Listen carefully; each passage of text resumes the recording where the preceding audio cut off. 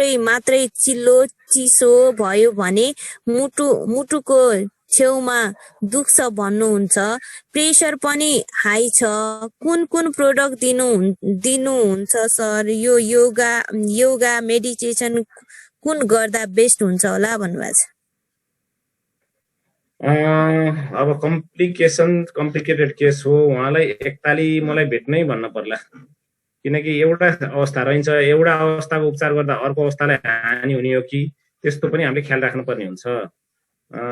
सायद उहाँलाई severe gastritis पनि हुनसक्छ, उच्च रक्तचाप पनि हुनसक्छ, थुप्रै अन्य कारण पनि हुनसक्छ। उहाँलाई एकताली भेटाएरै अगाडि उपचार बढाउनु राम्रो। उहाँलाई ल्याक्टिन एलर्जी पनि हुनसक्छ, उहाँलाई सिलियाक डिजिज पनि हुनसक्छ, जसलाई चाहिँ ग्लुटेन एलर्जी भनिन्छ। यो मैले टक्कै पत्ता लगाउनु पर्छ। 15 दिन उहाँ मसँग बस्नुपर्छ, के चिज हो भनेर मैले पत्ता लगाउँछु। अब टेस्टहरू पनि हुन्छन्, रगतबाट गर्ने फिजिकल गर्ने टेस्टहरू पनि हुन्छन्, र साथसाथै तपाईसँग डाइटरी टेस्ट पनि गर्नुपर्छ। कुन चाहिँ खाना तपाईलाई सुइटेबल छ त्यसबाट पत्ता लाग्छ कुन चिजप्रति तपाईँ एलर्जिक हुनुहुन्छ। त्यो एलर्जी भएका चिजहरूलाई पुरै नछोडेसम्म यो रोग ठिक होला जस्तो लागेन। उहाँलाई ग्लुटेन र ल्याक्टिन दुइटै एलर्जी पनि छ कि जस्तो मलाई लाग्यो। साथसाथै भेजिटेरियन हुँदाहुँदै पनि यस्तो हुनु भनेको चाहिँ उहाँलाई चाहिँ गट डिस्बासिस भन्ने रोग पनि हुनसक्छ।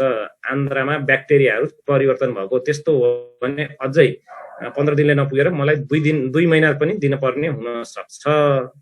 किनकि त्यो सबै पखालेर फेरि अर्को किसिमको ब्याक्टेरिया हाल्नु भनेको च्यालेन्जिङ काम हो, तर यो पोसिबल छ। यो रोग ठिक हुन सक्छ जस्तो मलाई फिलिङ चाहिँ आयो है।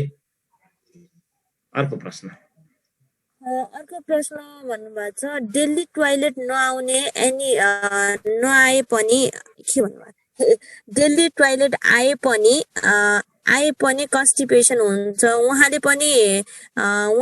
पानी पनि प्रशस्त खानुहुन्छ, तर पनि उहाँलाई गाह्रो हुन्छ सर।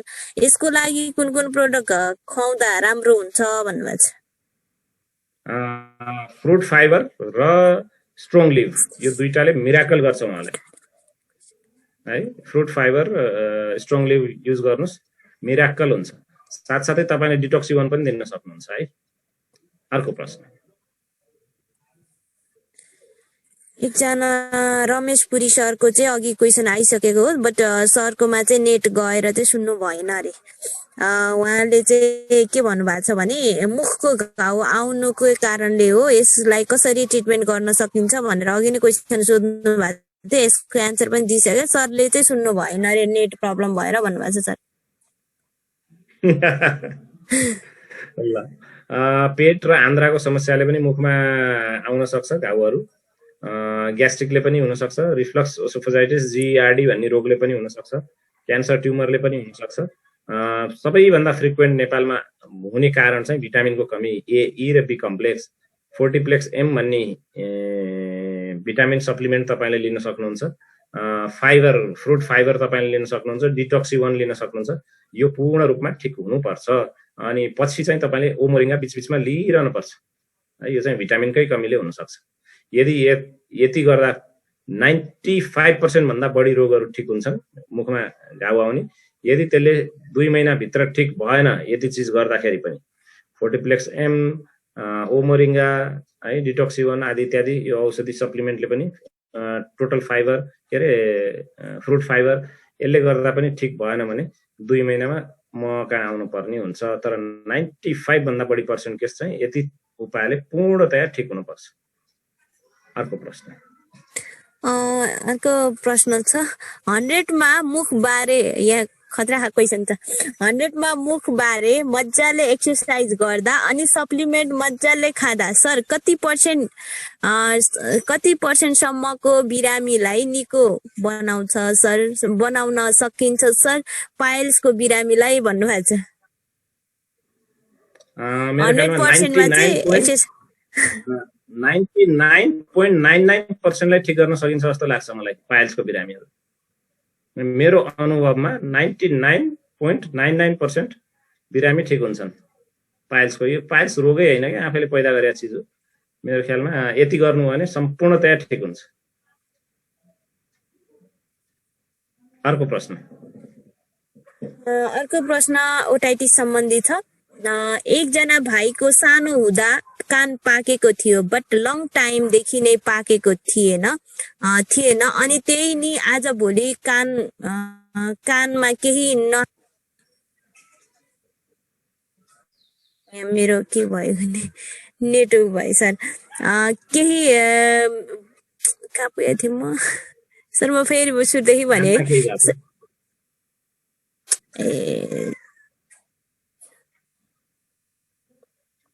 एकजना भाइको सानो हुँदा कान पाकेको थियो बट लङ टाइमदेखि नै पाकेको थिएन अनि त्यही नै आजभोलि कानमा केही नहालेर नहाउँदा के हो कनाउँदा पिप आउँछ सर के भएर होला अनि यसको एक्चुअल ट्रिटमेन्ट के होला भन्नुभएको छ ओटाइटिसै हो फेरि है खतरनाक रोग हो ठिक नहुने रोग हो यदि कारण के हो त्यसको एकताली हामीले चाहिँ माइक्रोबायोलोजी गरेर त्यसको कारण के हो कुन चाहिँ कीटाणुले इन्फेक्ट गरिरहेछ त्यो पनि पत्ता लगाउनु पर्छ कहिलेकाहीँ कानको जाली फुटेको हुन सक्छ त्यसलाई अपरेसन गरेर हाल्नु पर्ने पनि हुन सक्छ एकताली कानको डाक्टरलाई देखाउने र रिपोर्ट मलाई पठाउने जाली फाटेको छ भने औषधि मुलो मात्र गरेर हुँदैन अपरेसन पनि चाहिन्छ है अर्को प्रश्न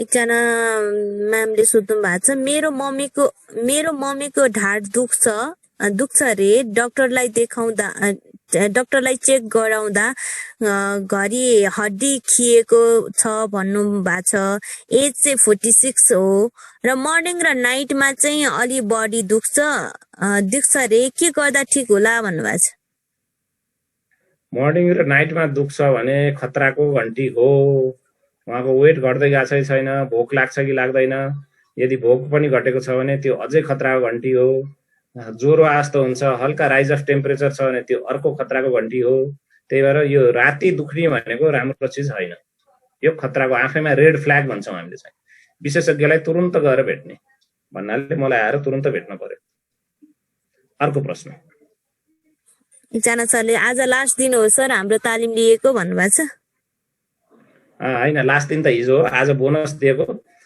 म ट्राई गर्नेछु बिचमा अन्य बोनसहरू किनकि तपाईँहरूलाई थुप्रै चिजहरू चाहिन्छ त्यही भएर थुप्रै चिजको ज्ञान हुँदैन सामान्य व्यक्तिहरूलाई मेडिकल टर्मिनोलोजीको म बिचमा फेरि एउटा बोनस क्लास एनाउन्स गर्न सक्छु फ्री अफ कस्ट है त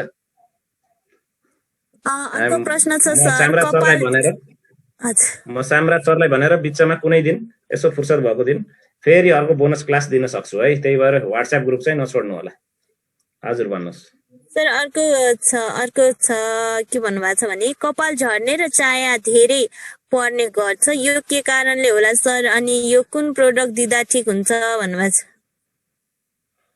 टोटल एन्टिअक्सिडेन्ट ड्यान्ड्रफ को स्याम्पू छ ओरियन्सको हजारौं चिज छ यसमा त तपाईले चिन्तै गर्न पर्दैन भिटामिन ए र ई भएको ओ मोरिङ्गा भयो यस्ता चिजले चाहिँ एकदमै राम्रो गर्छ यदि महिलाहरूलाई हो भने एस्परोजले राम्रो गर्न सक्छ हर्मोन ब्यालेन्स लिएर आउनु जरुरी छ खानामा ब्यालेन्स लिएर आउनु जरुरी छ जे खानु भएको छ आजदेखि खाना छोड्नु भयो हुन्छ जे खानु भएको छैन त्यो चाहिँ खान सुरु गर्नुपर्छ भन्नाले कुलतवाला बाहेकको कुरा गरिरहेको छु है त तपाईले जस्तै दाल भात तरकारीमा एकै किसिमको दाल खानु भएको छ भने त्यो दाल छोडिदिनुहोस् आजदेखि भातमा कुन चाहिँ भात खाइरहनु भएको छ त्यो छोडेर बरु कोदो फापरतिर लाग्ने रोटीतिर लाग्ने अनि त्यस्तै सलाद खानु भएको छैन भने सलाद चेन्ज गर्ने तरकारी के को खानु भएको छैन त्यस्तै चेन्ज गर्ने किनकि 1.5 लाख वटा तरकारी खान मिल्ने चिजहरू छन् त्यो 1.5 लाख वटा मध्ये हामीले 5-10 वटा रिपिटेडली खाइरहेका हुन्छौँ यदि त्यस्तो छ भने त्यसलाई सम्पूर्णतया चेन्ज नगरी यो चाहिँ ठिक नहुन सक्ला तर सप्लिमेन्टको त कमी छँदै छैन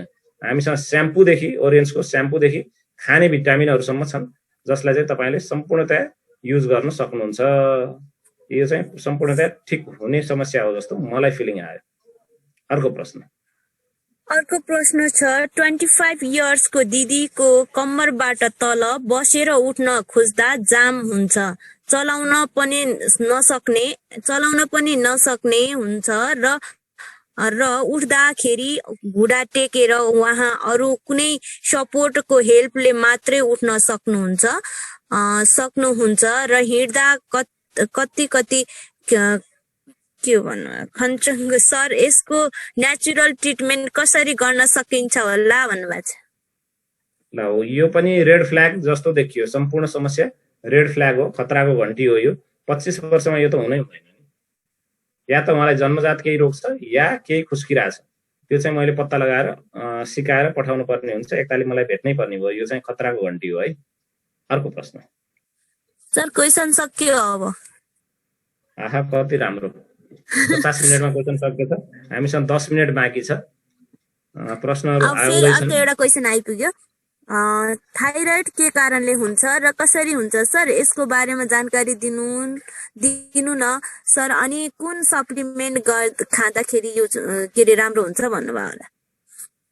ल थाइराइडको सप्लिमेन्ट नेपालमा पाइने सप्लिमेन्टमा सबैभन्दा राम्रो ओमोरिङ्गा राम्रो हुनसक्छ। टोटल एन्टिअक्सिडेन्ट एकदमै इफेक्टिभ हुनसक्छ। डिटोक्सिवन इफेक्टिभ हुनसक्छ। त्यसपछि थाइराइड किन हुन्छ त्यसमा जाम है त। थाइराइड हुनुको मुख्य कारण हामी जुन हाइटमा बस्छौँ त्यो हाइटमा हाम्रो खानेकुराहरूमा आयोडिन भन्ने तत्त्वको कमी हुन जान्छ, जसको कारणले चाहिँ थाइराइड रोग देखिन सक्छ। यो मुख्य कारण हो। त्यही भएर हामीले चाहिँ नुन खाँदाखेरि आयोडिन भएको खाने, पकाएर नुन नखाने, काँचो नुन खाने, बरु आयोडिन भएको काँचो नुन खाने। लास्टमा हाल्ने भनेको होइन भने पकाउँदाखेरि त त्यो आयोडिन उडेर गइसक्छ, त्यो कामै हुँदैन, खानु त केही कामै भएन। यस्तो गर्न सकिन्छ। आयोडिनको सप्लिमेन्ट पनि पाइन्छ, त्यो सप्लिमेन्ट पनि हामीले लिन सकिन्छ। लुगोल्स भन्ने सोलुसन पाइन्छ, त्यसलाई पनि एक थोपा पानीमा हालेर डेली पिउन सकिन्छ 2 महिनासम्म। यो चाहिँ आयोडिनको थोपा हो, तर प्योर चाहियो है। इम्प्योर भएर उल्टै रोग लाग्न सक्छ। अब यसको कारणमा जाम। एउटा त त्यो डाइट्री भयो, जुन चाहिँ हामी जुन हाइटमा बस्छौँ आयोडिनको कमी भएर त्यसले हुने भयो। दोस्रो अटो इम्युनिटी, हाम्रै शरीरले थाइराइड ग्रन्थीको विरुद्धमा एन्टिबडी बनाउने, त्यो कारण हुनसक्छ। यो चाहिँ हामीले रगतबाट जाँच्न सक्छौँ। र थाइराइडका रोगहरू, थाइराइड बढ्ने, थाइराइडको ग्रन्थीहरूमा पाइने अटोइम्युन रोगहरूले पनि यस्तो हुनसक्छ। त्यसको लागि भिडियो एक्सरे गरेर हेर्नुपर्छ। रगत जाँच, भिडियो एक्सरे जाँच गर्यो भने त्यसको कारण, त्यो व्यक्तिलाई चाहिँ किन भइरहेछ भन्ने कारण पत्ता लाग्छ र उपचार गर्न सजिलो हुन्छ। अनि खानपिन, गोइट्रोजेन भन्ने खानाहरू बढी खानाले पनि थाइराइड हुनसक्छ। जस्तै भटमास र भटमासका प्रडक्टहरू, तोरी र तोरीका प्रडक्टहरू है। भटमास भन्नाले सोयाबिन है। त्यसपछि काउली, त्यसपछि फुलकोपी र बन्दाकोपी दुईटै। यस्ता चिजहरूलाई चाहिँ हामी गोइट्रोजेन भन्छौँ। यस्ता चिजहरू खानाले पनि त्यस्तो हुनसक्छ। व्यायाम नगर्नेलाई त यो हुन्छ नै, किनकि व्यायाम नगर्नेलाई केही न केही भइहाल्छ, अटोमेटिक हुन्छ। अर्को प्रश्न छ, माउथ किन गनाउँछ भन्नुभएको छ। माउथ गनाउने पनि एकदमै नराम्रो रोग हो। आन्द्राको रोगको कारणले मुख गनाउन सक्छ है। त्यसपछि हेलिटोसिस भन्छन् यसलाई भन्नलाई। त्यसपछि पेटको रोगले मुख गनाउन सक्छ। पेट र अन्ननलीको बीचको स्फिङ्क्टर, कार्डियक स्फिङ्क्टर लुज हुनाले मुख गनाउन सक्छ। एसोफेगस, अन्ननलीको रोगले मुख गनाउन सक्छ। मुखकै रोगले मुख गनाउन सक्छ। टन्सिलको कारणले मुख गनाउन सक्छ। दाँतका रोगले मुख गनाउन सक्छ। कन्स्टिपेसनले मुख गनाउन सक्छ। आन्द्रामा ब्याक्टेरिया चेन्ज हुँदा मुख गनाउन सक्छ। र अन्य खतरनाक रोगहरू जस्तै सुगर आदि इत्यादिमा पनि मुख गनाउन सक्छ। ओरल हाइजिन कम हुँदाखेरि मुख गनाउन सक्छ। यो सबै कारणहरू हुन्छन्। त्यसलाई हामीले पत्ता लगाइसकेपछि उपचार गर्न सजिलो हुन्छ। नेक्स्ट प्रश्न छ, एकदम राम्रो क्वेसन सोध्नु भएको छ। डेली हाम्रो खानाको रुटिन भनिदिनुहुन्छ कि सर? हेल्दी खाना कुन कुन हो र कसरी खाने यो भनिदिनु होला, त्यो भनिदिनुहुन्छ कि भन्नुभएको छ। प्रकृति अनुसार तपाईलाई छुट्टै खाना, मलाई छुट्टै खाना, अर्को व्यक्तिलाई छुट्टै खानाको जरुरत पर्छ है त। मान्छेको प्रकृति, नेचर अनुसार भोजन हुनुपर्छ। अब हाम्रो 10,000 अगाडि वर्षदेखि चलिआएको एउटा थेगो छ है त। त्यो थेगोले म तपाईलाई भन्न चाहन्छु, एक भुक्तम महायोगी रे। एकपटक खाने चाहिँ, दिनमा एकपटक खाने चाहिँ महायोगी हुन्छ। दुई भुक्तम महाभोगी रे, 2 पटक खाने चाहिँ महाभोगी हो रे। त्रिभुक्तम महारोगी भन्छ के, भन्नाले 3 पटक खाने महारोगी हो रे। त्यही भएर प्रकृति अनुसार खाने भन्छु म चाहिँ। कतिलाई 6 पटक खान पर्ला, त्यस्तै रोग छ। 6 पटक थोरै खाने पनि खाएर पनि रोग ठिक गर्ने हुन सकिन्छ, जस्तै gastric ulcer, severe gastritis, sugar है त। यस्ता रोगीहरूलाई चाहिँ थोरै थोरै छपटक खाने पनि हुनसक्छ। तर स्वस्थ व्यक्ति हुनुहुन्छ भने दिनमा एकपटक खानु सबैभन्दा राम्रो। यो व्यक्ति न कहिले मोटो हुन्छ न कहिले कुनै रोग लाग्छ। यो एउटा चिज चाहिँ तपाईँले बुझिराख्नु राम्रो हो। अब अन्य नखाने बेलामा चाहिँ पानी पिइरहनु राम्रो हो। तर हामीलाई महायोगी एकदम एकैपटक खाएर महायोगी बन्न छैन भने हामी अन्य चिजहरू पनि गर्न सक्छौँ। हामीले दिनमा 3 या 4 पटक खाने पनि गर्न सकिन्छ। Breakfast, lunch, snacks, dinner. यो चाहिँ साधारण प्रक्रिया हो।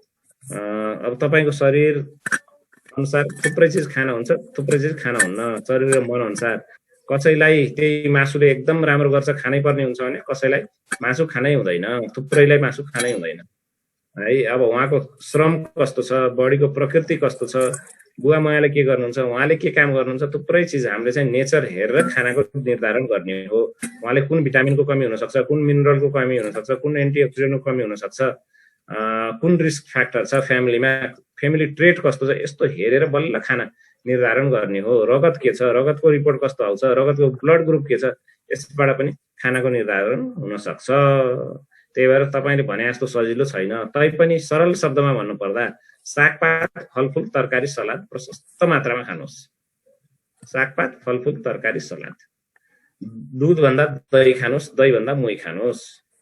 खलपी जस्ता अचारहरू, पिरो बढी नहालेको, चिल्लो बढी नभएको अचारहरू प्रशस्त खाने गर्नुहोस्। सिन्की गुन्द्रुकको अचार बनाएर खाने गर्नुहोस् है। तेल, चिल्लो, गुलियो सकेसम्म कम गर्नुहोस्। गुलियो खाँदै नखानुहोस्, तेल चिल्लो चाहिँ सकेसम्म कम गर्नुहोस्। सकेसम्म प्राकृतिक र अर्ग्यानिक खानुहोस्। योभन्दा बढी चाहिन्छ भने मैले लेखेको पुस्तक स्वास्थ्य रक्षाका सरल उपाय भन्ने पाइन्छ, त्यसलाई अध्ययन गर्नु होला। त्यसमा चाहिँ रोग अनुसार के खाने, प्रकृति अनुसार के खाने, मान्छे अनुसार के खाने, मानसिकता अनुसार के खाने, सबै ए देखि जेड सम्म छ है। स्वास्थ्य रक्षाका सरल उपाय। अर्को प्रश्न सर, पाइल्सको बिरामीले कोदो, फापर, आलु, घिउ खान मिल्छ कि मिल्दैन भन्नुभएको छ। मिल्छ। अर्को प्रश्न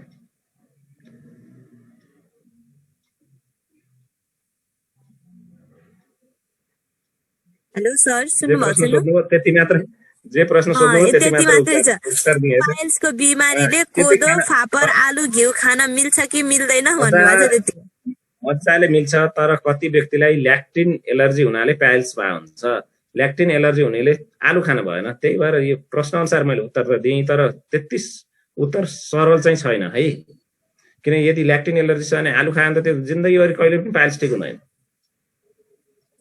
त्यस्तो त्यस्तो ट्रिकहरू छन्। त्यही भएर मान्छे अनुसार, प्रकृति अनुसार मैले पत्ता लगाएर टक्कै भन्यो भने डाङ्ग्राङ्गै लाग्छ। होइन भने मैले जेनरली के भन्छु भने पानी प्रशस्त पिउने, प्रशस्त व्यायाम गर्ने, सागपात, फलफुल, तरकारी, सलाद प्रशस्त खाने, पाइल्स आफै ठिक हुनुपर्छ भनेर म भन्छु है। अनि पिरो केही पनि नखाने, तारबुटे केही पनि नखाने, biscuit, junk food, fast food केही पनि नखाने, मासु खाँदै नखाने, अटोमेटिक ठिक हुनुपर्छ भनेर मैले जेनरली भन्छु। अर्को प्रश्न छ, घुँडादेखि अलिक तल चाहिँ हड्डीमा कटक कटक दुख्छ, के कारणले होला भन्नुभएको छ। अब नली हड्डी दुख्छ भन्न खोज्नु होला। नली हड्डी दुख्ने मुख्य कारण भनेको सिन स्प्लिन्ट्स भन्ने रोग हो। सिन स्प्लिन्ट्स भन्ने यदि व्यक्तिलाई छ भने क्याल्सियम सप्लिमेन्टेसन, आइरन सप्लिमेन्टेसनले एकदम राम्रो गर्छ। व्हिट ग्रास र क्याल्सियम है, यो दुईटाले एकदमै राम्रो गर्न सक्छ।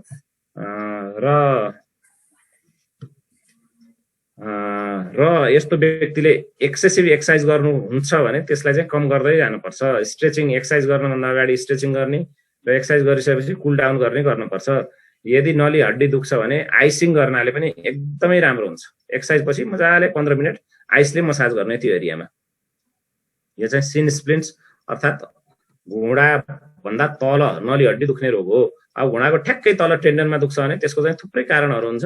एकताली मलाई भेट्नै पर्ने हुन्छ। जस्तै उमेर अनुसार फरक कारण हुन सक्छन्। कसैको च्यात्तिएको हुन्छ, कसैको दरफरेको हुन्छ, कसैको भित्र च्यात्तिएको हुन्छ, कसैको बाहिर च्यात्तिएको हुन्छ। मैले कारण पत्ता लगाएर अगाडि बढ्नु पर्ने हुन्छ। अर्को प्रश्न छ, त्रिदोषा, भत्ता, पित्त, कफ कसरी पत्ता लगाउने, लगाउने अनि यो पञ्चमहाभूत थ्योरीको बारेमा चाहिँ क्लियर गरिदिनुहोस् न भन्नुभएको छ। हाम्रो शरीर पञ्चमहाभूतले बनेको छ, आकाश, वायु, तेज, जल, पृथ्वी। यति चिजले हाम्रो शरीर मात्र होइन सम्पूर्ण ब्रह्माण्ड बनेको छ।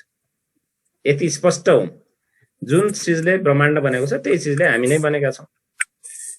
अब त्यही चिजलाई उपचारमा प्रयोग गर्ने, जस्तै आकाशलाई ध्यानको रूपमा प्रयोग गर्न सकिन्छ, उपवास बसेर प्रयोग गर्न सकिन्छ, वायुलाई प्राणायाम गरेर प्रयोग गर्न सकिन्छ, ओजोन थेरापी गरेर प्रयोग गर्न सकिन्छ।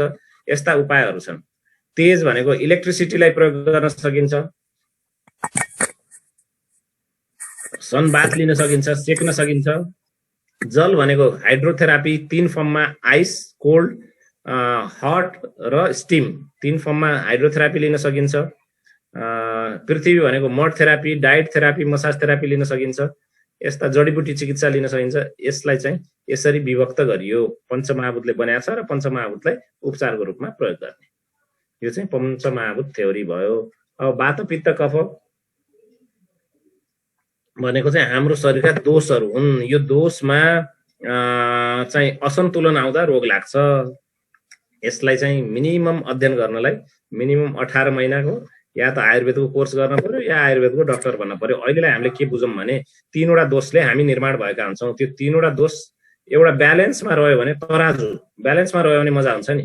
यताउता भयो भने तपाईँले लिनुहुन्छ र तपाईँ सामान लिन जानुभयो, यस्तो ब्यालेन्स भयो भने एकातिर ब्यालेन्स भयो भने पसलले दिँदैन, अर्कोतिर ब्यालेन्स भयो भने तपाईँ लिँदै लिनुहुन्न। त्यही भएर असन्तुलन भयो भने रोग लाग्छ। वातका असन्तुलन भनेको जोर्नी दुख्ने, छाला फुस्रे हुने, कफका असन्तुलन भनेको दम हुने, खोकी लाग्ने जस्ता रोगहरू। मैले एउटा दुईटा मात्रै भनेको। पित्तका भयो भने हाइपरथाइरोइडिजम हुने, रिस उठ्ने, मानसिक समस्या हुने, ग्यास्ट्रिक हुने, अल्सर हुने आदि इत्यादि रोगहरू। यसरी बुझौँ है त। अहिलेलाई सर्टकटमा मैले वात पित्त कफ र पञ्चमहाभूत हजुरलाई एक्सप्लेन गरेको, एकदम सर्टकटमा। अर्को प्रश्न सर, हात खुट्टा जाम हुने, एकैछिन है सर, जाम हुने र भोमिटिङ हुने, पावरलेस भएको जस्तो लाग्छ, यो के कारणले हुन्छ सर भन्नुभएको छ। यो यसको लागि सप्लिमेन्ट कुन खाने पनि भन्नुभएको छ। मैले अझै प्रश्न बुझिदिनँ। हात खुट्टा झमझम हुने भने होला, झमझमाउने, भोमिटिङ हुने र पावरलेस भएको जस्तो लाग्छ, यो के कारणले हुन्छ अनि यसको सप्लिमेन्ट के होला भन्नुभएको छ। अब मैले यसो बुझ्दाखेरि त प्रेग्नेन्ट लेडीलाई यस्तो हुन्छ है, प्रेग्नेन्सीमा यस्तो हुन सक्छ, एनिमियामा यस्तो हुन सक्छ, भिटामिन बी कम्प्लेक्स कमी हुँदा पनि यस्तो हुन सक्छ, नसाको रोगमा यस्तो हुन सक्छ, थाइरोइडको रोगमा यस्तो हुन सक्छ, हर्मोनल इम्ब्यालेन्समा यस्तो हुन सक्छ। अब मैले चाहिँ पहिला रोग पत्ता लगाएर कुन चाहिँ सप्लिमेन्ट खाने कुरो गरेँ भने अलिकति लाग्ला सप्लिमेन्ट, होइन भने त टक्कै रोग पत्ता नलागेसम्म यही खाने भनेर मैले भन्न सक्दिनँ है। अर्को प्रश्नमा जाऊँ। अर्को प्रश्न छ सर, मेरो एउटा प्रश्न, मेरो दाँत किन जति ब्रस मञ्जन गरे पनि पहेँलो हुन्छ सर, खासमा के होला, कुन मञ्जन प्रयोग गर्दा हुन्छ होला भन्नुभएको छ। ओरियन्सको केही छ कि एकताली तपाईँले चाहिँ डेन्टिस्टलाई नै भेट्न पर्ने हुन्छ। टिथ व्हाइटनिङ ट्रिटमेन्ट हुन्छ, डेन्टिस्ट डाक्टरलाई एकताली भेट्नु होला। टिथ व्हाइटनिङ ट्रिटमेन्ट गर्नुपर्ने हुन्छ। तपाईँले पिएको पानीले त्यस्तो हुनसक्छ, तपाईँलाई भएको रोगले त्यस्तो हुनसक्छ, त्यो पनि उहाँले पत्ता लगाइदिनुहुन्छ। एकताली नजिकको राम्रो डेन्टिस्ट जसले चाहिँ राम्रो डेन्टिस्टलाई भेट्नुहुन्छ, त्यसपछि के गर्ने भन्ने पत्ता लाग्छ है।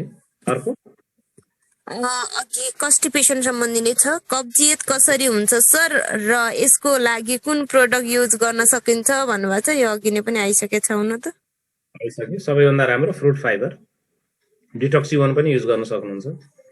सागपात, फलफुल, तरकारी, सलाद, पानी प्रशस्त पिउने, प्रशस्त व्यायाम गर्ने, चट्टै भयो सर्टकटमा। अर्को प्रश्न। एकजनाले के भन्नुभएको छ, मेरो सानी आमाको आँखानिर कोठी छ र कोठीमा चाहिँ क्यान्सर देखा परेको छ, आँखाको चारैतिर 2 इन्च क्यान्सर बढेको छ र कुन सप्लिमेन्ट दिँदा ठिक हुन्छ भन्नुभएको छ।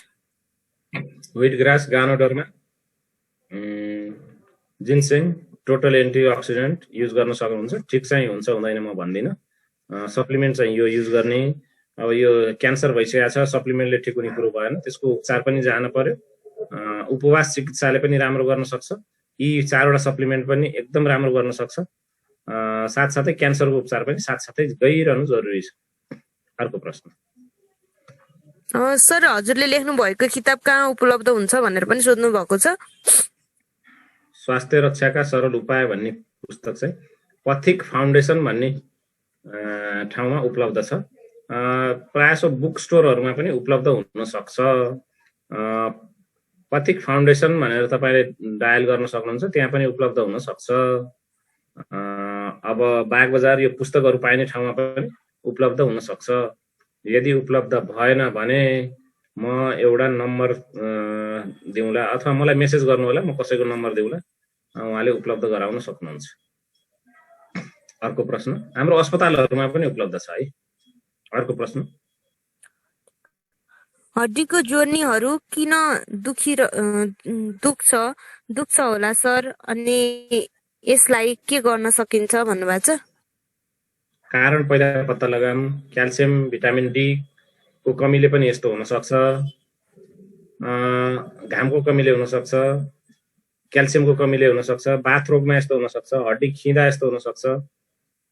थुप्रै कारणले यस्तो हुन्छ। कारण पत्ता लगाइयो भने कसरी ठिक गर्न सकिन्छ म टक्कै भनिदिन्छु। तैपनि तपाईले याद राख्नुहोस्, क्याल्सियम रिच खानाहरू, सागपात, गेडागुडी, उमारेका गेडागुडी है त, सागपात र उमारेका गेडागुडी प्रशस्त खाने, घाम प्रशस्त ताप्ने, व्यायाम प्रशस्त गर्ने, वेट मेन्टेन राख्ने, यो गर्यो भने अटोमेटिक ठिक हुन सक्छ कि। अब तैपनि कारण पत्ता लगाइयो भने अझै अगाडि बढ्न सकिएला। सर हाम्रो सुनिता म्यामलाई चाहिँ अनम्युट गरेर उहाँको क्वेसन बोलेर एकचोटि राखौँ है। दुईचोटि सोध्नु भएको छ, मैले चाहिँ बोलेरै सोध्ने भनेर चाहिँ मैले पेन्डिङमा राखिरहेको के। सुनिता पाण्डे म्याम। हस्। अनि जोर्नीमा मैले थोरै थप्न चाहिँ, कहिलेकाहीँ युरिक एसिडको कारणले पनि जोर्नी दुख्न सक्छ, त्यसमा पनि हामीले ख्याल राख्नुपर्छ। यदि युरिक एसिड दुख्या भने छुट्टै उपचार छ, हड्डी खिएको छुट्टै उपचार छ, छुट्टै सप्लिमेन्ट छ, बाथको छुट्टै सप्लिमेन्ट छुट्टै उपचार छ। त्यही भएर रोग पत्ता लगाउनु पहिले जरुरी भयो। सुनिताजी भन्नुहोस् त। सुनिता पाण्डे म्याम, मैले आफ्नो अनम्युट गरेको छु।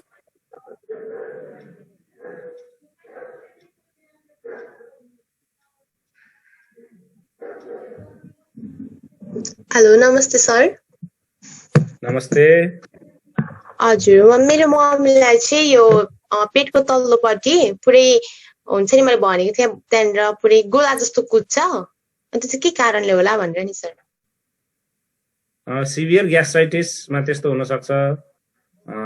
कहिलेकाहीँ चाहिँ हर्नियामा पनि त्यस्तो हुन सक्छ। मेनली अम्ब्लिकस हर्निया भन्छौँ, अम्ब्लिकल हर्नियामा पनि त्यस्तो हुन सक्छ। गानो गएको रोग भन्छौँ। गानो गएको भनेको चाहिँ muscle spasm, mainly abdominal muscle चाहिँ बाउडिने, त्यो रोगमा पनि यस्तो हुन सक्छ। यो रोग पत्ता लगाएर अनि उपचार गर्यो भने हुन्छ। कसैले खुट्टा तानेर ठिक गर्ने पनि गर्छन् है। यसको एकदमै इफेक्टिभ प्रक्रिया हो त्यो पनि।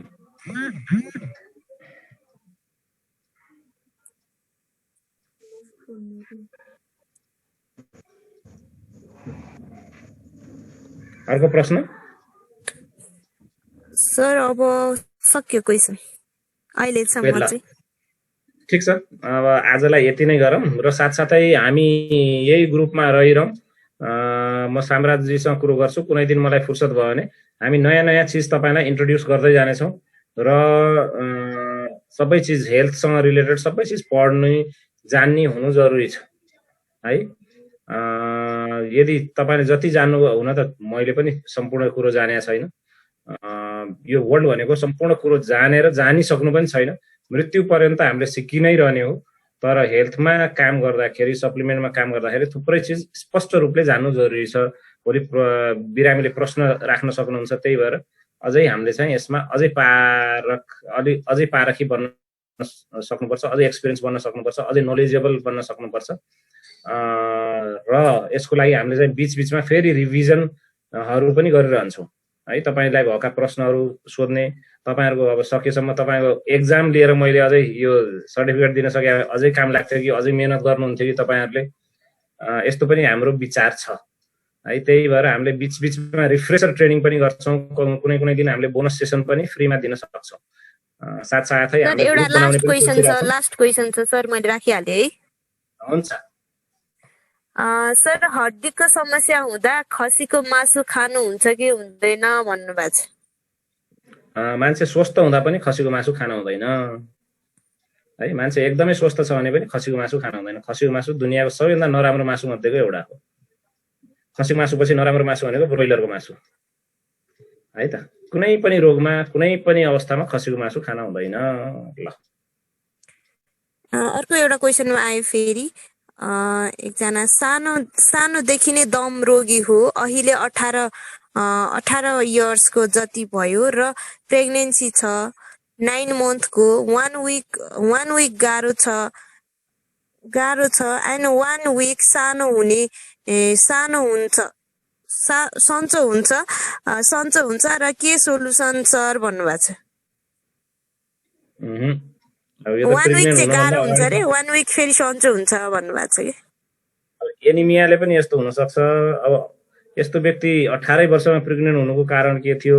अब यस्ता समस्याहरू चाहिँ प्रेग्नेन्ट हुनुभन्दा अगाडि नै समाधान गरिसक्नुपर्छ।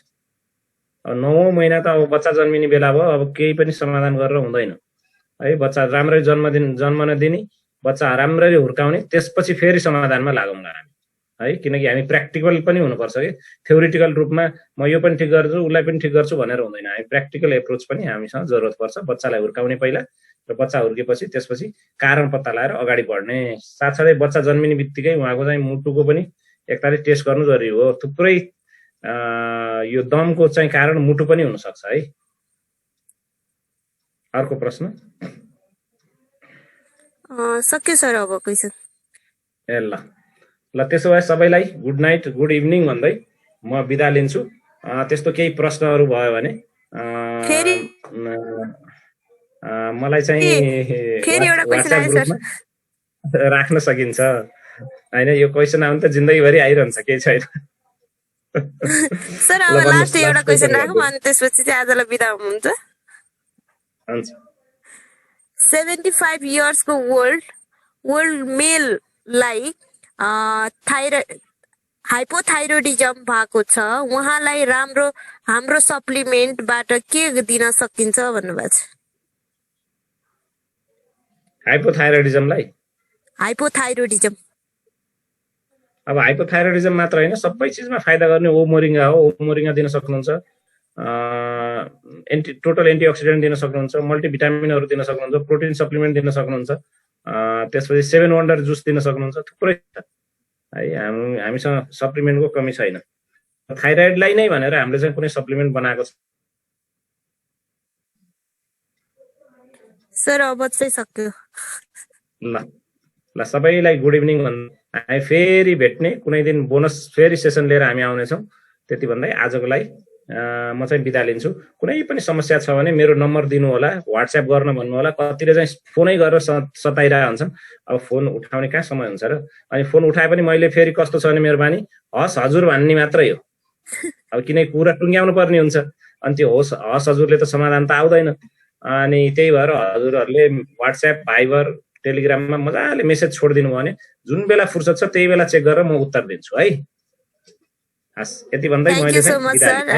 14 दिनको क्लासमा चाहिँ मैले चाहिँ केस स्टडी चाहिँ मजाले सिक्न मौका पाएँ। ल हस् थ्याङ्क यू। हस् good by. Thank you sir. हस् थ्याङ्क यू।